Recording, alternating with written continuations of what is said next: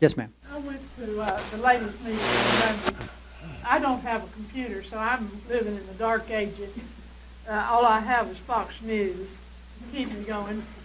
But I think this is Michelle here. There's a bill, House bill, and I didn't come prepared. I didn't bring it. That is trying to keep it where you can't go and have a city market because the government hasn't inspected what they have for sale, and I can't make a pan of rolls compared to Jim Tully's house because the government hadn't inspected. What do you know about that bill? I don't know anything about that bill. There's certainly not one pending in the House that I know of. It's 1198. Is that a federal bill? State bill?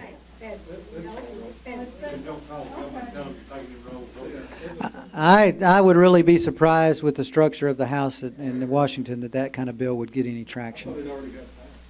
They're prohibited gardens, local gardens, their own gardens. RS 501. I don't know anything about the bill. Any other questions, folks? Yes, sir. How close are we helping the retired teachers teachers that are out there that's living on the salary that they received in 2001? That's a good question. Let me just explain that whole process, because there's a misconception that teachers are supposed to be getting raises from the state. Let me tell you how that works. The teacher retirement program is a defined benefits program that's set up where the state contributes a minimum statutory amount and the teacher matches that amount when they're working. That amount is 6% according to statute. Once that contribution is made into the program, it is managed by an outside organization that's unrelated to the state. The state can't go get that money back.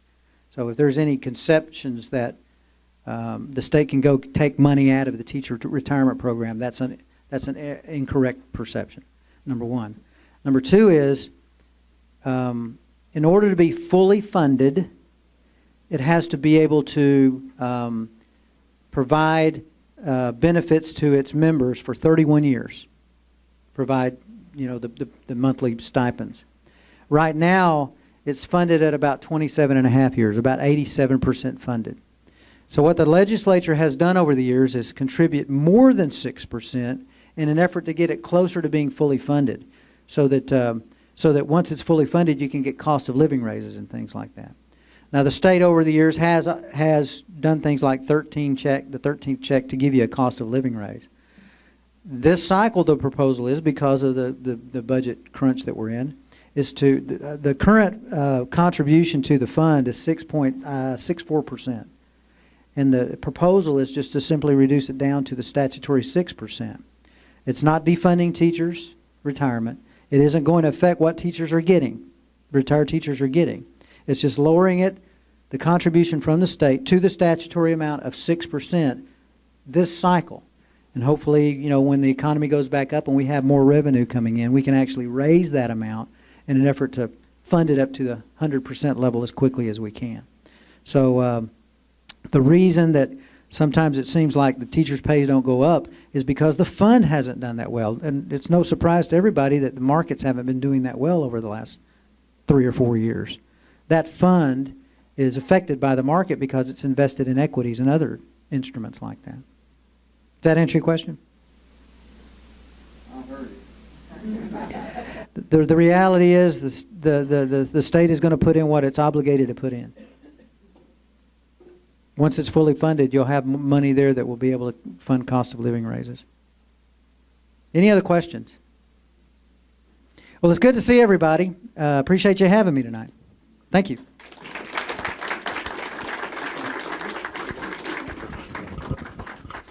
Well, Erwin, we're proud you was able to make it, and we're really proud that you're down in Austin doing a good job, because I know you're going to do us a really good job.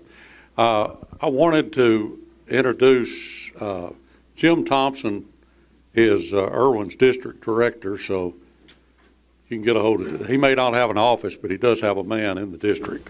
I got a spare bedroom. That's what it hurt me out of. And I also wanted to tell you that we've got, we've got Pam Derr, and she's the chairman of the Delta County Republican Party. She's here with us tonight, Pam and Jerry. And I'm sorry, young man, I know you're the vice chair over there, but I can't remember your name. We're proud to have you here, have y'all here tonight.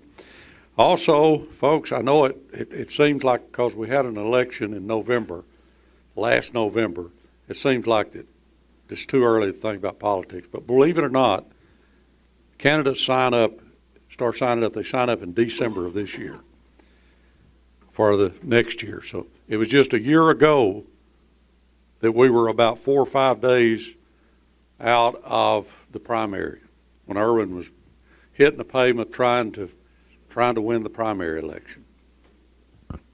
Chris was trying to win the primary election.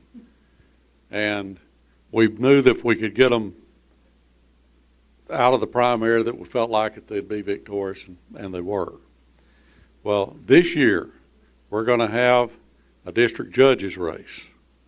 We're going to have because Robert Newsom has said that he's not going to run another term. We're going to have a district attorney's race. We're going to have 2 constable races. We're going to have 2 commissioner races. And have I missed any? Is there any more? I'm talking about local. Of course, Erwin will be running again too. I mean, because he has to run every 2 years. Okay. Well, anyhow, tonight we've got I've had one young man to call me and tell me he was going to run for Commissioner Precinct 3, run as Republican. Alan, if you would stand up, I'd like for this Alan Screws. I don't know if y'all know him or not. He's here with his wife, Kim, tonight. And proud to have y'all here. Proud to have you going to run. Alan's been in the dairy business for years, and then he got out of the dairy business a few years ago. Of course, he's been in business. He's in partnership, I believe it's Pizza Inn here in Sulphur Springs, as well as other ventures. And so, you know, that's what we need. We're needing people that been in business, that knows what it is to make a payroll, that knows what it is when you have to cut jobs, that you have to cut them. And anyhow, we've got that. We've got him. He's going to run. And then I've had several people contact me. There's some that's thinking about running, and some that they're just not ready to announce yet that they're going to run. But I'm very excited because I can see us having really the race to the primary to be in is going to be the Republican primary in Hopkins County. I can't think of anything else other than Bill Watts will have us the next meeting. He will let us know how bad a shape we're in financially. But if you haven't signed up your membership, hadn't sent in your membership dues, we need to do that because we're fixing to try to have I'm working on trying to get a sort of a mini fundraiser this year so that we'll have the funds to really have a good fundraiser next year, you know. Oh, yeah, no, I didn't mention him, but Norman Collier, who was appointed to take Tex Maynard's place when Tex retired, Norman called me and told me he was going to run as a Republican. And of course, Norman had voted in the Republican primary, so it didn't come as a big surprise to me that he was going to run as a Republican. But anyhow, so yes, ma'am. Do they all know about these people at Paris that change parties after? I think everybody ought to know that. Well, there was, I think, 4 constables, a district attorney. There's 9 in total, but I can't remember all the offices that changed from they were party switchers and changed. And so far, I haven't had any of those. Anyone approach me to want a party switch in Hopkins County. But that's okay. We just get a Republican elected instead. And I can't think of anything else. Like I said, next month we're going to have, we're going to try to have the candidates here running for either school board or hospital board or the city. As many of them's running, we're probably going to have to do it over a 2-month period. And Pam was wanting to say something. Pam? Yeah, I did. I just wanted to announce that March 26th, we're going to have Kathy Adams coming and speaking. That's on a Saturday breakfast. She's going to speak on Muslims and also on the, she went to the United Nations and she's going to speak about our Constitution and the threat that it's under. It's at Klondike Community Center in Delta County. Okay. All right, that's on the 26th of March. Will you be sending an email? Yes, I sure will. Well, if you'll send me an email, then I'll forward it to everybody that's on my list. Chris, what was you wanting? I just wanted to say something about the fundraiser and about raising funds. Uh-huh. As somebody who just came out of an election, just to give you an idea, just a countywide election, just your minimum, just to be on the radar, is going to cost somewhere around $8,000–9,000, and that's just to run a minimal campaign that you need to run to be effective. So every little bit helps, and the party was a huge help to me. And I know to the others that were running too. So I just wanted to really stress, any time that we have a fundraiser, bring your friends out, bring anybody that might have an extra $2 to donate, because every single dollar will help and will go and will help people just like me and Erwin and others to get elected and stay in office. So. Okay, thank you. Okay, folks, I can't think of anything else, so we're just go to your house and be careful on the way. Make sure you get there.